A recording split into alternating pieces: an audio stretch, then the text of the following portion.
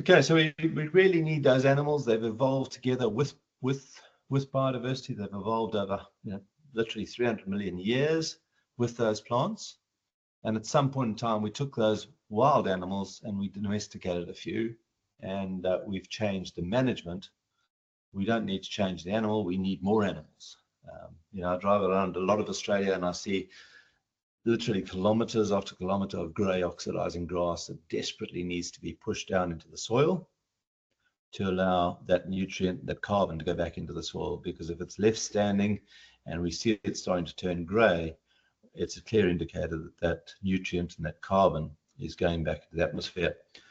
So we can use animals, our livestock, to make those changes. So when I look at soil like this, and this was just on the roadside outside Orange, if this was in our garden, we would probably chip it up, loosen it up, we'd get all that grey stuff on the ground, and it would come back.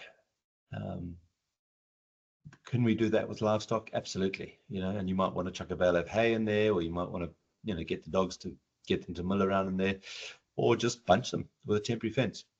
And they let them chip it up, dung it, urinate it, but then we need to manage. We need to make sure that there's enough recovery time from both, in this case, the trample, but if the plants start growing and we graze them, from recovery of plants, recovery of energy. So that's what holistic plant grazing does. It also allows us to manage all those other complexities. How do we do it? We use a grazing chart. There's a lot of software available today to do it as well, and some of it's pretty good. But what I find generally with most farming businesses is the problems are normally associated around communication and creativity. And I'm convinced that a family sitting around a piece of paper with a pencil saying, what if we move the cows from this paddock to this paddock, or what if we move them from here to here, that stimulates communication, it stimulates creativity.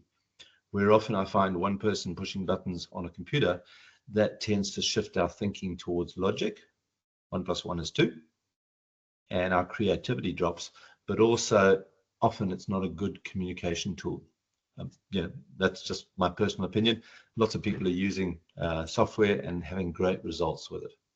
Of course, the other benefit of using a piece of paper, it cost me $2.50 twice a year.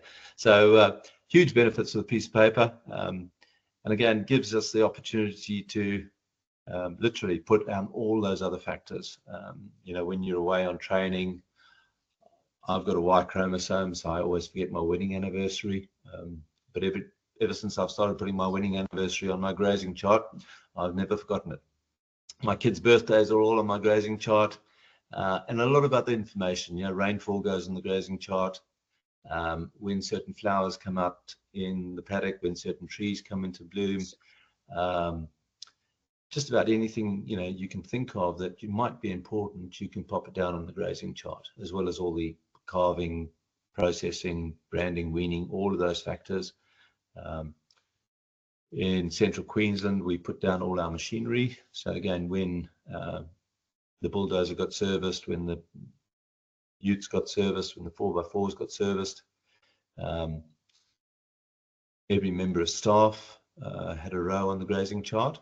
And when they went away on leave, when they went on courses, was all on the grazing chart. So the grazing chart really can become that great communication tool, but also a planning tool that everybody can visit.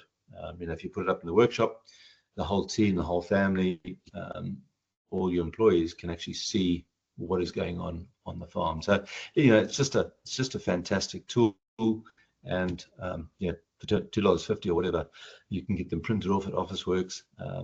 A great tool to be doing planning, to manage complexity, but then also to communicate and to stimulate creativity. The thinking behind it is what we call an aid memoir. Alan Savory kept the terminology to acknowledge the roots of the planning process coming from the British military. They called it the aid memoir. And again, it's a step-by-step process, because humans are really good at step-by-step, and it allows us to manage complexity.